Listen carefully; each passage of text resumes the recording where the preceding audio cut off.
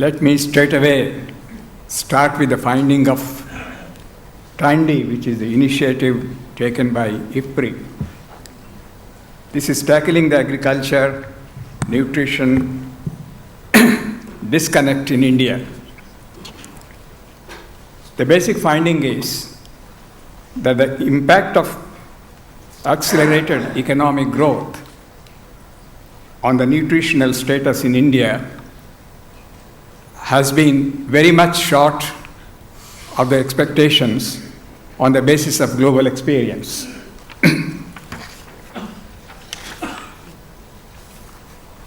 Now, what is it due to? To my mind, the slow growth of agriculture, which has also been highlighted by TANDI. This, for the last decade and a half, the agricultural growth rate has been very slow in India. This, for a long period, for about a decade, the growth rate has only been about the population rate of growth. This could have been a significant factor responsible for reversal of the decline in the relative prices of food grains brought about earlier in the 80s and 90s on account of the rise in total factor productivity in agriculture. Apart from deceleration in agricultural growth, whatever growth has been achieved, has been skewed against rural poor. There is plenty of evidence on this. The weakening of public support systems, the decline in public investment in agriculture, in research, in extension, slowing down of agricultural credit growth for the small and marginal farmers. All this reflects the weakening position of the small and marginal farmers. In this period, owing to population pressure, the land per capita has also been declining. The asset position is becoming weaker for the small farmers. Now, owing to slow growth of non-farm sector, the pressure on agriculture has been increasing.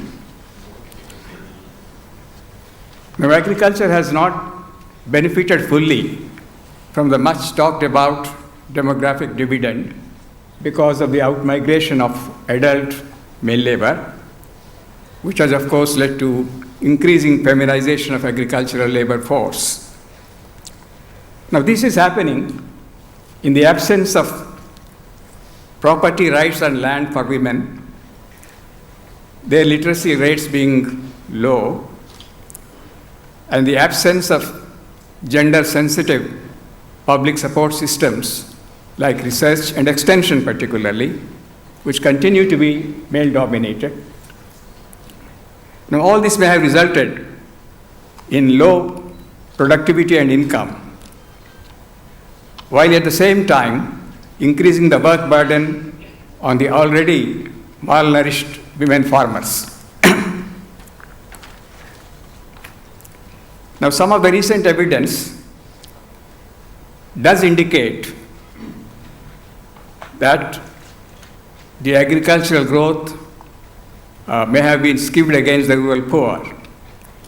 For example, the National Family Health Service data for 1998-99, 2005 and 6, they show the incidence of malnutrition, in this case underweight children, below 3 years old children, has increased for the bottom 3 deciles. In fact, it has increased in the recent period, increased by 1 to 3 percentage points, whereas it has declined significantly for the top 3 deciles, and the decline is to the extent of 3 to 7 percentage points. Similarly, among rural women aged 15 to 49, the incidence of chronic energy deficiency has actually increased by a few percentage points, 1 to 3 percentage points, among bottom 3 deciles, whereas it has actually declined very significantly from 9 to 16 percentage points among the top 3 deciles. Now, apart from these factors, the degradation of rural agricultural resources has also been responsible for its adverse nutritional impact. For example, water. Yesterday also in the Indian session on India, it was mentioned that the pattern of agricultural growth has been such that it has been highly water intensive. And when water is excessively drawn underground water, then it leads to a number of problems bearing on health, chloride content increasing, and things like that. So deterioration of water quality and excessive chemicalization of agriculture.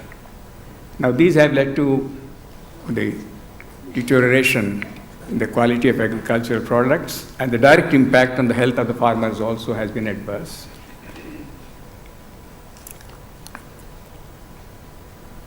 Now what are the prospects? These are some of the probable reasons for the adverse impact, particularly on the low-income groups, which has in fact led to increase in the incidence of malnutrition.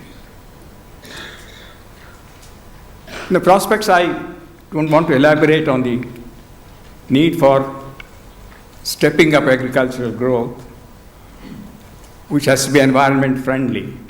In fact, in the villages in India now, I come from Andhra Pradesh, and I find that there is so much response to organic agriculture. People wanting to adopt less chemicalized or organic, in the extreme case, agriculture. Almost 1/4 of the area in the last 5-6 years has been brought under such agriculture. Tremendous response for such agriculture.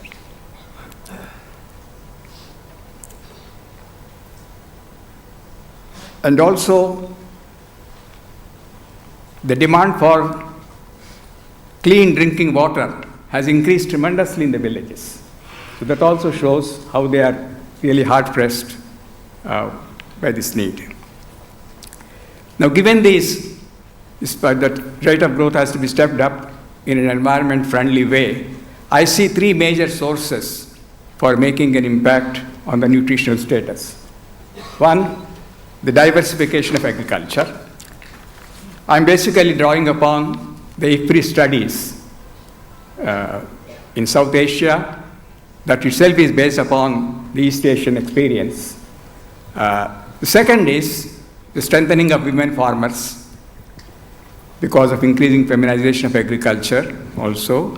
Then third, accelerating rural non-farm growth, because the linkage between agriculture and rural non-farm growth is not that strong in India as yet.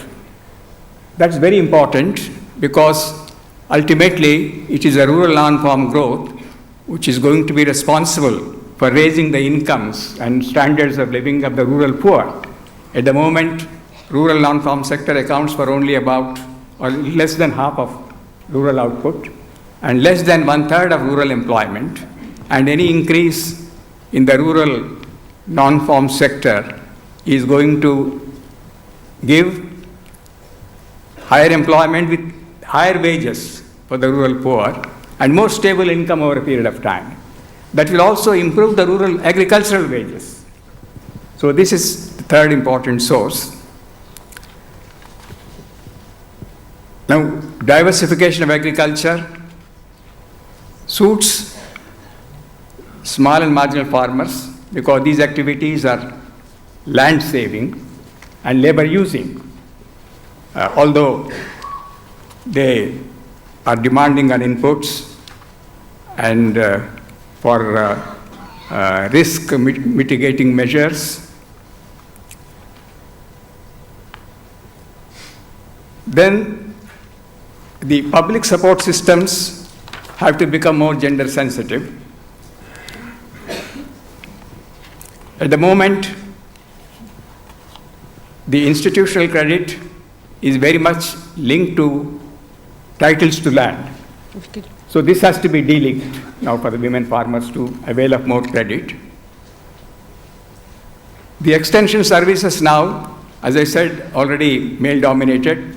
In the hill areas and tribal areas in India, where agriculture is basically carried on by women, there is hardly any women extension worker there. It's all fully male-dominated. We really can't really approach women farmers and educate them. Dr. Rao, if you could wrap up. So I try to wind it up by saying that non-farm growth, the linkages have to be strengthened, particularly to encourage agro-processing, where technologies also are important. Thank you very much. Thank you very much, Dr. Rao.